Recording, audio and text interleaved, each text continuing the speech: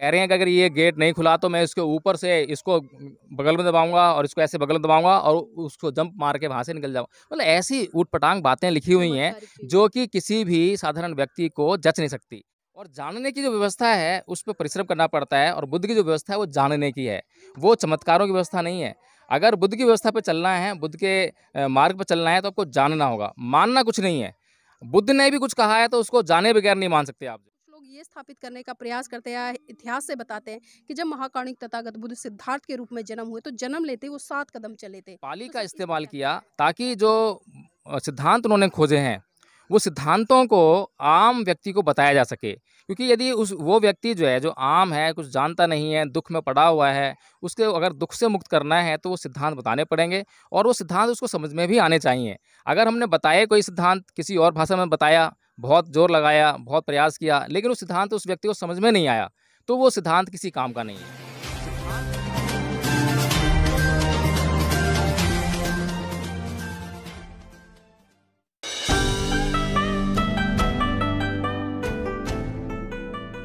नमस्कार, आप देख रहे हैं एनबी न्यूज़ 24x7 नीलम बौद्ध के साथ। और आज है हम नेपाल की धरती लुम्बिनी। जी हाँ, वही लुम्बिनी जहाँ पर कि महाकाणिक तथागत बुद्ध ने सिद्धार्थ के रूप में जन्म लिया।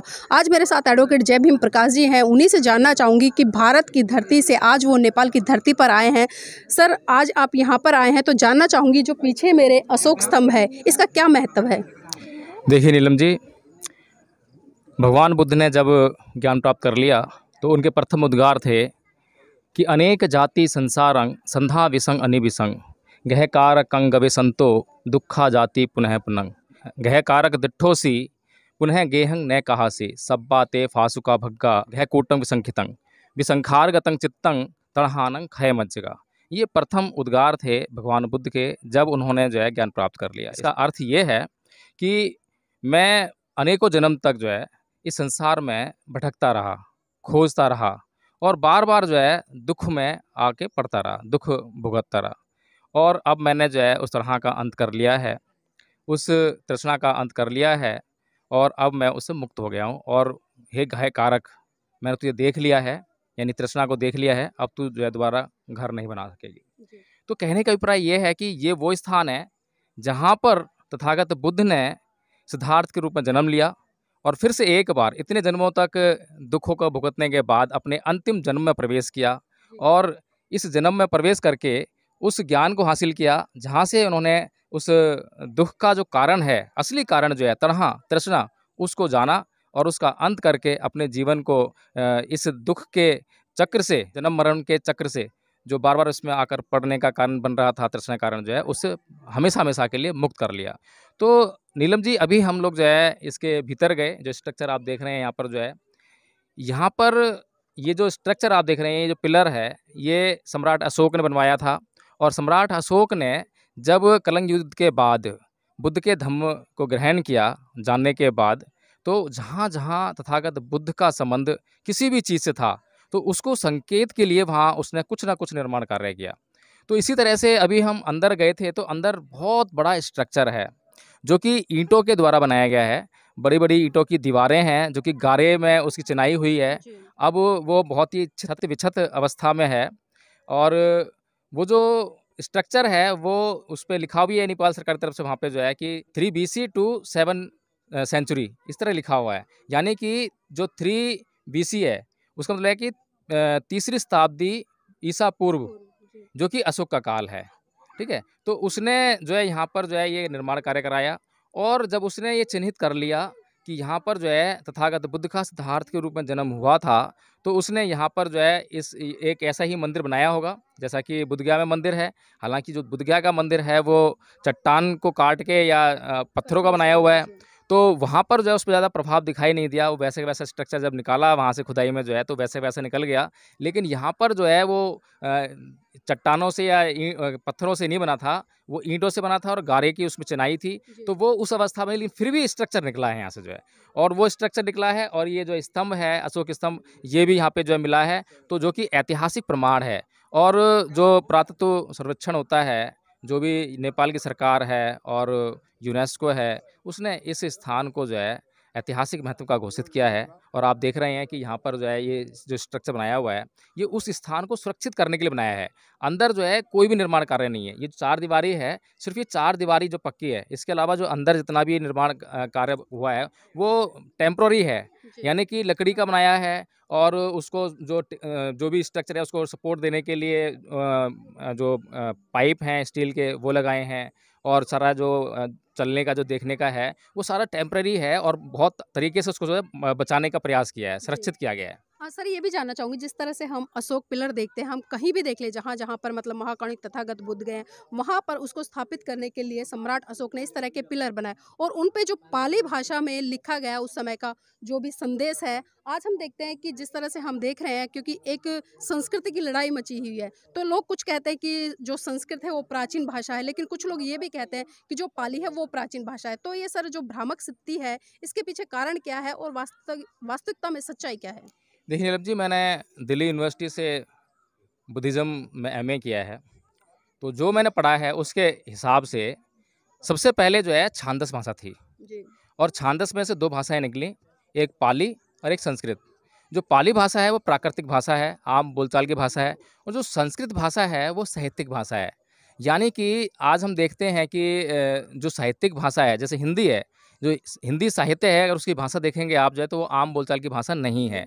लेकिन आप राजस्थान में, हरियाणा में हैं, और इधर जितने भी ये हिंदी लिपि इस्तेमाल होती है बिहार में, तो ये जो देवनागरी लिपि इस्तेमाल होती है और हिंदी भाषी क्षेत्र कहे जाते हैं, लेकिन जो आम बोलचाल की भाषा है वो बिल्कुल अलग है। तो इसी तरीके से जो है मूलतः जो है संस्कृत और पाली दोनों छांदस से निकली हैं। छांदस बिल्कुल प्राकृतिक अवस्था में थी, छांदस से जो है पाली निकली और ये संस्कृत निकली। संस्कृत जो है साहित्यिक भाषा बन गई, यानी कि जो लिखाई पढ़ी में यूज़ होती है और जिसको सजाया संवारा जाता है, जिसमें कुछ अलंकार वगैरह जो प्रयोग कर लिए जाते हैं, तो वो एक अच्छी सुसभ्य भाषा बन जाती है। लेकिन जो आम बोलचाल की भाषा है वो पाली रही, और भगवान बुद्ध ने और भगवान महावीर ने भी जो है पाली का इस्तेमाल किया, ताकि जो सिद्धांत उन्होंने खोजे हैं वो सिद्धांतों को आम व्यक्ति को बताया जा सके। क्योंकि यदि वो व्यक्ति जो है, जो आम है, कुछ जानता नहीं है, दुख में पड़ा हुआ है, उसके अगर दुख से मुक्त करना है तो वो सिद्धांत बताने पड़ेंगे, और वो सिद्धांत उसको समझ में भी आने चाहिए। अगर हमने बताए कोई सिद्धांत किसी और भाषा में बताया, बहुत जोर लगाया, बहुत प्रयास किया, लेकिन वो सिद्धांत उस व्यक्ति को समझ में नहीं आया, तो वो सिद्धांत किसी काम का नहीं है। सिद्धांत जो है उसको किसी भी तरीके से समझाना पड़ेगा। उस सिद्धांत को समझने के बाद अगर वो आचरण करता है तो वह अपने दुखों से मुक्त हो सकता है। हाँ सर, एक चीज़ और जानना चाहूँगी, जिस तरह से हमने लुम्बिनी का भ्रमण किया, हम पिछली बार भी यहाँ पर आए थे, तो हमने देखा था जो अशोक पिलर है यहाँ पर मतलब कुछ बहुत सारी चीज़ें ऐसी थी जो कि कर्मकांड को परिलक्षित करती हैं, परिभाषित करती हैं। यहाँ पर लाल धागे बंधे होना, दीपक जले होना, और जो लोगों के जो जिस तरह से शादी विवाह होते हैं उनके जो मुकुट होते हैं, मालाएं होती वो यहाँ पर पड़ी थी। और इसके आगे हम थोड़ा सा चलकर उधर गए थे तो हमने देखा कि लोग जो मुंडन कराने आते हैं वहाँ पर जो बाल होते हैं उनको उतार कर डाल जाते हैं। तो सर जानना चाहूँगी, और ये चीज़ तो है ही है, लेकिन इसके साथ में एक चीज़ और जो क्योंकि बहुत ज़्यादा एक चमत्कारिक सी लगती है, कुछ लोग ये स्थापित करने का प्रयास करते हैं या इतिहास से बताते हैं कि जब महाकाणिक तथागत बुद्ध सिद्धार्थ के रूप में जन्म हुए तो जन्म लेते ही वो 7 कदम चले थे। तो सर इस पर क्या कहना है? देखिए नीलम जी, हर एक बात को कहना आसान है, लेकिन उस बात को प्रमाणित करने के लिए बड़ी मेहनत करनी पड़ती है। जब कोई भी व्यक्ति इस प्रमाण की तरफ बढ़ता है, खोज की तरफ बढ़ता है, तो उसको अथक परिश्रम करना पड़ता है, जब ही वह खोज पाता है। और इस संसार में जितने भी व्यक्ति हैं वो खोजना नहीं चाहते, वो खोजने का परिश्रम नहीं करना चाहते। उस परिश्रम से बचने के लिए वो मानने की व्यवस्था पर आते हैं। किसी ने कुछ कह दिया और उसने मान लिया, बस उसके ऊपर उसने कुछ परिश्रम नहीं करना है, कुछ खोज नहीं करनी है। उसको मानकर, चाहे उसको गड्ढे में गिरे, कुएँ में गिरे, चाहे उसको कुछ भी कर ले, चाहे उसका धन लूट ले, कुछ भी कर ले, उसको गुलाम भी बना सकता है, और बनाया भी है। तो ये जो व्यवस्था है मानने की, ये बड़ी घातक व्यवस्था है। और जानने की जो व्यवस्था है उस पे परिश्रम करना पड़ता है, और बुद्ध की जो व्यवस्था है वो जानने की है, वो चमत्कारों की व्यवस्था नहीं है। अगर बुद्ध की व्यवस्था पे चलना है, बुद्ध के मार्ग पे चलना है, तो आपको जानना होगा, मानना कुछ नहीं है। बुद्ध ने भी कुछ कहा है तो उसको जाने बगैर नहीं मान सकते आप जो है। और जो आपने कह रहे हैं कि जब बुद्ध का सिद्धार्थ के रूप में जन्म हुआ तो जन्म लेते ही वो जो है 7 कदम चले, इम्पॉसिबल। ये प्राकृतिक रूप से संभव नहीं है। लेकिन कथा कहानी आप कुछ भी कर लीजिए, आप जो है भगवान बुद्ध के बारे में कुछ भी कह दीजिए। मैं भी एक निदान कथा है, निदान कथा जब पढ़ रहा था तो उसमें ऐसी ऐसी अजीब अजीब बातें, इतनी बढ़ा चढ़ाकर बातें लिखी हैं कि सिद्धार्थ गौतम जो है अपने घर को छोड़ने के लिए तैयार हैं, बाहर जो है महल जो बना हुआ है उसकी जो चार दीवारियां हैं, बहुत बड़ी चार दीवारियां हैं, और उनका जो कंथक जो घोड़ा है और जो उनका जो सारथी है वो है साथ में, और वो खुद हैं। वो कह रहे हैं कि अगर ये गेट नहीं खुला तो मैं इसके ऊपर से इसको बगल में दबाऊंगा और इसको ऐसे बगल में दबाऊंगा और उसको जंप मार के वहां से निकल जाऊंगा। मतलब ऐसी ऊटपटांग बातें लिखी हुई हैं जो कि किसी भी साधारण व्यक्ति को जच नहीं सकती।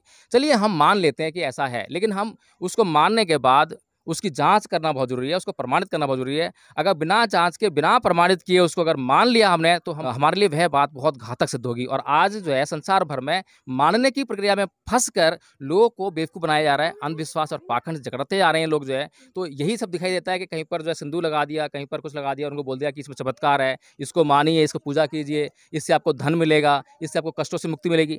धन ऐसे नहीं मिलता है, धन कमाने से मिलता है।